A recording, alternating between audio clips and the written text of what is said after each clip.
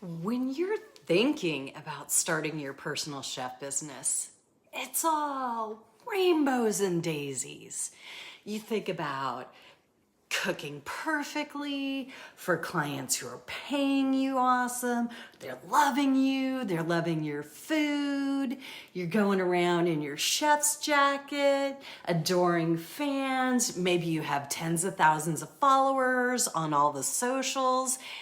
Everything's just great, right? But then reality sets in. Maybe it's time to start and you don't even know what to do first. Or you start looking into local regulations and it's just totally confusing if you can even find them. Or maybe you get all the way through setting up your business, all the stuff. You have your recipe collection, your services outlined, your pricing, your paperwork ready. But when it comes right down to it, you're kind of afraid to talk to people about your services. Or worse, you talk to someone and they say no. Well, how do you get under or over or through the poop when it feels so terrible, confusing, overwhelming, bad? Hey there, Chef Shelly here. I've had a successful personal chef business for over 15 years. And when I'm not cooking for my own clients, because yes, I eventually did get through all those crappy feelings to get through to the other side. When I'm not cooking for my own clients, I help passionate cooks just like you start your own spectacular personal chef business so that you can get paid to do what you love on your own terms.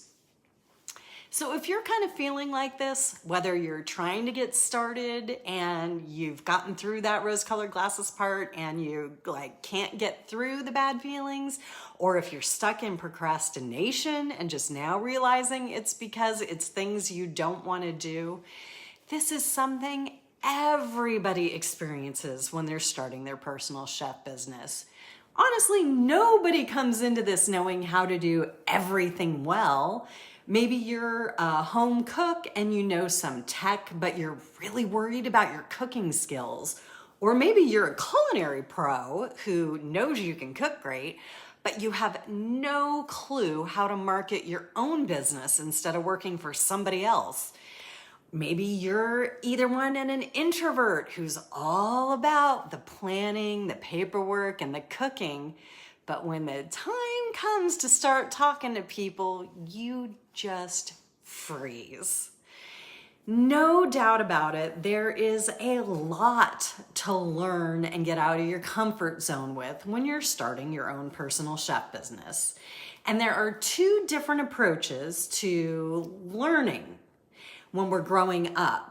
And that's when the majority of our learning happens, right? So the first way we learn is it's kind of that hard learning, right? It's the stuff that you don't want to do. After a certain age, I think we forget as adults, or we just block out what it feels like to have to learn something instead of being good at something, like reading or math. Do you remember maybe struggling in school?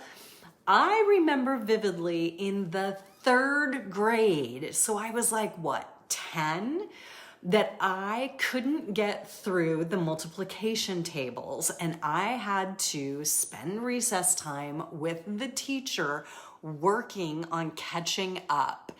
And when I think about this, and I remember going through these tests and not knowing the answers because they were timed as fast as I should have, and I would try to kind of count under my fingers or just count up by numbers to get through it and all that. And I remember being embarrassed that I couldn't do it, ashamed that I had to be working with the teacher during recess while the other kids were outside playing because they already knew this stuff. When I think about this, do I remember the learning and the getting better and stuff like that the teacher was spending extra time with me, that I was getting the help I needed? No. I remember the feeling like crap. Now, Flash forward, do I struggle with multiplication now? No. Side note, if you do struggle with math, multiplication is absolutely a skill you use like when you double a recipe, right? So woohoo, third grade math for the win. But anyway, we forget that sometimes that is how bad learning can feel. Now, the other side of learning that we experience when we were a kid is when we want to learn something, right? So one of the earliest things you can look at about this is a toddler who's learning how to walk. They fall a lot. And maybe sometimes they get pissed or frustrated, right? But a lot of times they're laughing or whatever, and they don't care, they're not embarrassed. And at the end of the day, all they really care about is they want to walk because everybody else is walking and they're going to do what they need to do. And that's actually how you learn to walk. It's the falling and the muscles you build getting up from falling that give you the strength and the balance to learn how to walk, and doing that over and over and over. Nobody learns how to walk the first time, right? So let's talk about something more tangible that maybe you've done. Did you, when you were a kid, fall in love with throwing a football or playing the piano or painting or something? Do you remember the part where you weren't good at it or you weren't as good as you wanted to be? Do you remember how it felt to just keep doing it over and over and over until you got better at it? I mean, come on, the best example of this for all of us is cooking, right? Do you remember not knowing how to do it well, or trying a recipe and failing and having to make it over, or a technique that you couldn't get right? I think about the pizza oven. Last summer, I bought one of those outdoor pizza ovens that everybody has to have right now, right? And I was shocked at how difficult it is to get the dough right, to get the dough off the peel into the oven, to cook it without burning it, to turn it without burning myself, to use the right amount of toppings that it doesn't get soggy or they don't get burnt, to regulate the temperature, all those million things. And it was so frustrating. And then I realized, if making pizza at home in my own wood-fired pizza oven is something I really want to do, it's gonna take time, it's gonna take practice, it's gonna take some shitty pizza, and I'm gonna have to do it a lot to get good at it. It's obviously not something that happened for me the first time. So, not only do you have to think of the end game, I'm thinking about that perfect pizza. I'm thinking about not having to go to the place with the stuff and the expense for the perfect pizza. I'm thinking about being able to have the perfect pizza in my backyard with my wine, in the beautiful weather, anytime I want, right? Not only thinking about the end game, but also being excited to do it over and over and over again, because if you hate the process, it's going to be really hard to get to the product of what you want. And you can do this too if the process of the practice is kind of painful. That's a lot of P's. Think about how you're going to feel when you do get good at it, when you are good. Try to enjoy the process and just stay focused on how it's going to feel when you've created something delicious, when you've gotten better at something. You know, it's like finding a recipe that looked impossible and seeing it a couple years later and thinking, wow, that is not that big a deal. Why did I think that was so hard?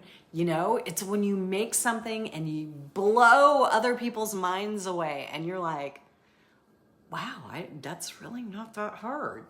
So when you're doing something new that takes a lot of learning, like starting your own personal chef business, whether you're having to learn how to put up your website or you're having to get used to talking to people about your services when it makes you just want to curl up in a ball and die, just remember how it feels to learn and be okay if it feels like crap. Knowing that there is another side, that after enough practice, after enough learning, after enough doing and sucking at it, This too will eventually be just one more thing that you know how to do that's not that big a deal, like walking, like reading, like multiplication for me. So try to keep your mind in that state of being excited about the learning and remind yourself why you're doing it. Remind yourself you learned to walk and read and multiply. You learned how to separate an egg without breaking the yolk.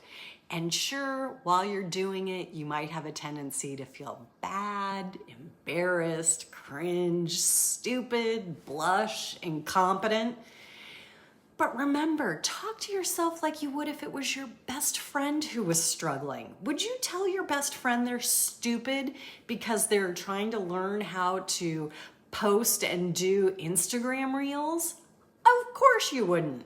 So treat yourself with the same respect and kindness you would a friend or even a stranger. Don't treat yourself worse, because the gentler you are with yourself, the more you will practice and learn, and then the faster and the easier it'll be. Whether that's getting your business started, whether it's getting out there on the socials, learning tech like a website, or talking to people about your services so that you can start your business and get paying clients. Because I'm telling you, the clients are out there and they're hungry for what you're cooking.